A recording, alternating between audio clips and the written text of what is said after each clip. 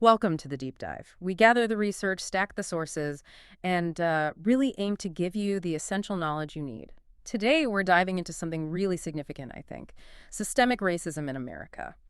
And our mission for you is to look past this idea that racism is just, episodic, that it flares up now and then. The sources we've looked at, they argue it's structural, built right in, evolving from way back in the 17th century straight through to today. Exactly. And that's the core thesis here. Things like ICE raids, mass incarceration.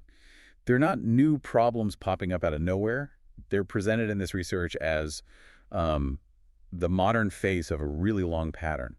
Policing, labor extraction, social control, all focused on non-white groups. Okay, so let's trace that line, that continuity, because to get today, we have to start way back, at the economic foundation, really. Slavery. When you look at slavery, I mean, the moral horror is clear, but the economics, that's something else. Our sources point out that by the 1830s, enslaved Africans were producing something like half the U.S. GDP.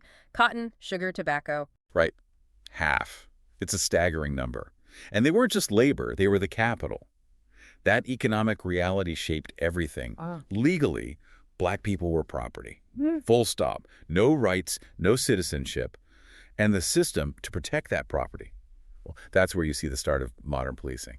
Slave patrols. Slave patrols. So their job wasn't just catching runaways, it was broader. Oh, much broader. It was about enforcing discipline, controlling movement, monitoring gatherings, maintaining the entire economic and social order. And what's the legacy there, according to the sources? What's stuck?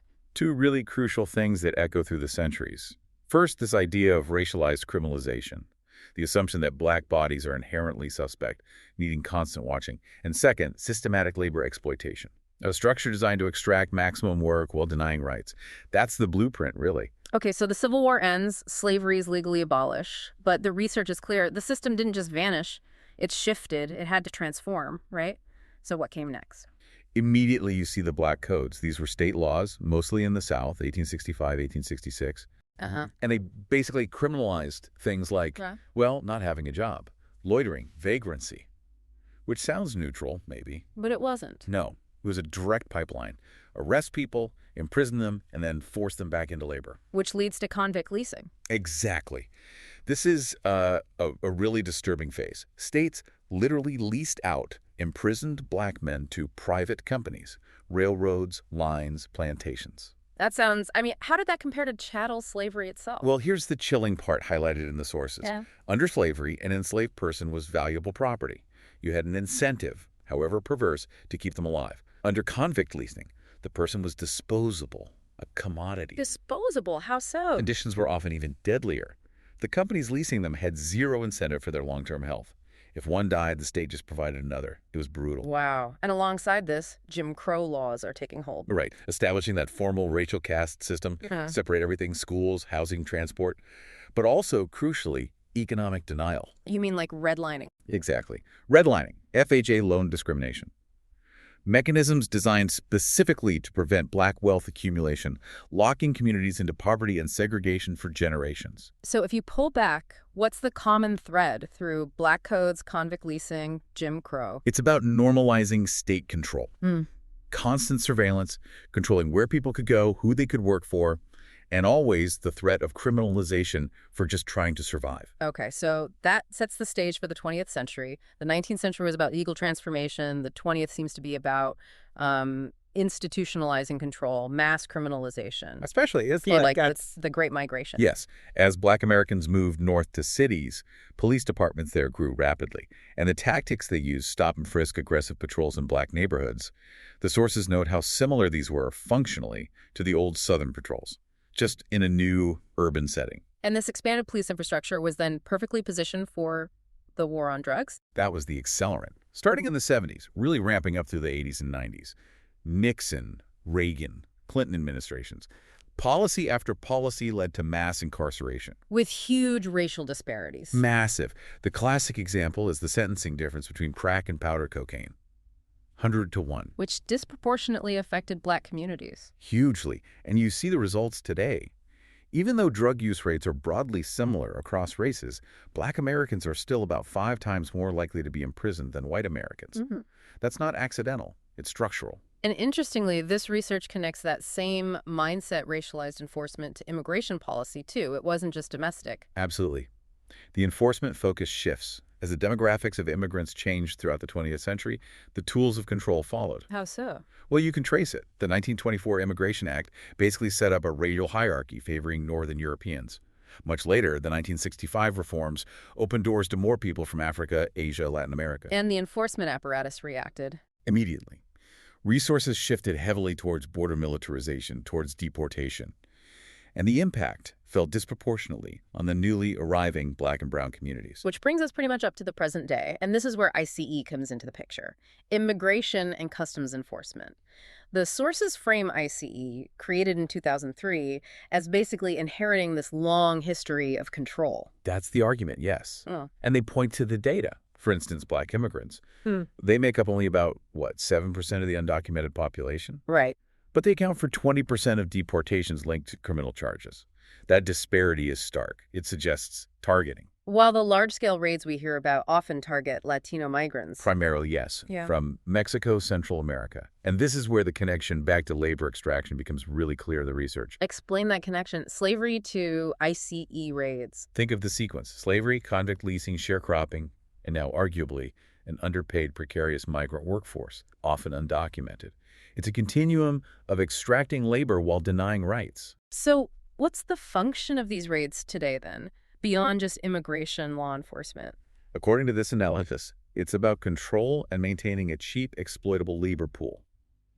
The raids create intense fear. Which stops workers from organizing. Exactly. Makes it very hard to demand better wages or conditions, especially in sectors like agriculture, construction, service industries.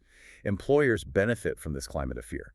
It keeps wages down and ensures a supply of, disposable workers, denied the protections that citizens have. Disposable, that word again. It echoes the convict leasing era you described. It does. And another tactic with deep, disturbing historical roots discussed in the sources is family separation. That's always been a tool of control. A very powerful one. The sources draw direct lines. Enslavers selling children away from parents, the government forcing Native American children into boarding schools to erase their culture. And the argument is that separating families at the border or during raids, it's the same tactic. It's presented as the modern iteration, yes, designed to inflict trauma, destabilize communities, and discourage resistance or migration. It's social control through cruelty.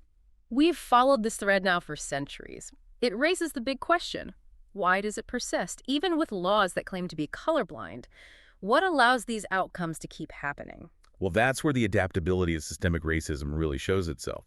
The sources emphasize how colorblind laws can have deeply racist results because they operate on an already unequal playing field. Think about things that criminalize poverty: hefty court fines, administrative fees, cash bail. Right. The law might apply to everyone, but who actually gets caught up in the system and who can afford to pay their way out? Precisely. The enforcement often relies on racial profiling, targeting communities already struggling due to generations of denied opportunities, like through redlining. And politicians have consistently used racialized fear. Like the super predator rhetoric in the 90s. Yes, or talk about building walls. It echoes those older tropes about dangerous outsiders needing control. It mobilizes voters through fear. So if the problem is this deep, this structural, what does the research suggest as a starting point for actually addressing it, a real reckoning? The absolute first step, according to this material, is recognizing the continuity. Seeing racism as structural design, not just isolated incidents or bad apples. We have to connect the dots between policing, incarceration, immigration enforcement.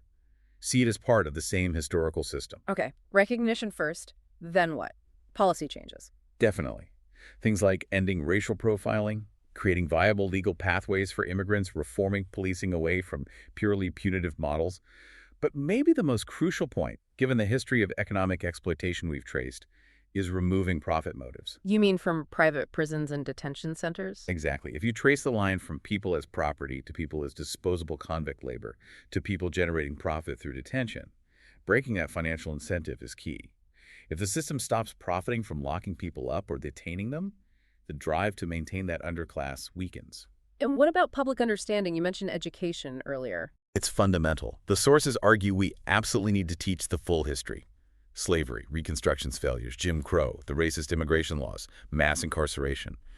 It all has to be part of the story we tell ourselves about America.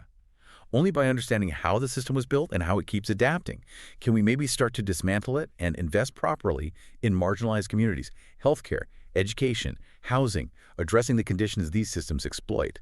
This has been, well, quite a deep dive. The sources really compel you to see systemic racism not as something fixed, but as something constantly shape-shifting, adapting to new laws, new economies. But the goal seems consistent across centuries: policing, controlling, and marginalizing non-white populations, from the plantation to the prison, from the slave patrol to the ICE raid. Right. And maybe the final thought for you, the listener, is this. If we accept this is about systems, about intentional design layered over centuries, not just accidents, how does that change how you look at new policies? Especially policies that are presented as neutral or just about efficiency or security. Does understanding this unbroken line make you ask different questions about who benefits and who pays the price? That historical lens becomes essential. A really powerful challenge to carry forward. Thank you for joining us on this deep dive today. We hope this knowledge serves you well. We'll see you next time.